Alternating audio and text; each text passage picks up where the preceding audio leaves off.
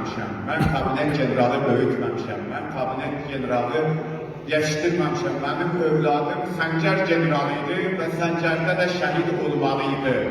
Və bu günləri mən istəyirəm ki, Samaya xanım başda olmaqla bütün Azərbaycan xalqı bilsin ki, Polad Həşimov bu gün bizim qəlbimizdə general kimi deyil, şəhid kimi deyil, milli qəhrəman kimi deyil, eyni zamanda Azərbaycan xalqının bir Səncər generalı kimi qalacaq. Allah şəhidlərimizə rəhmət eləsin, ruhları şad, yerləri beşli olsun.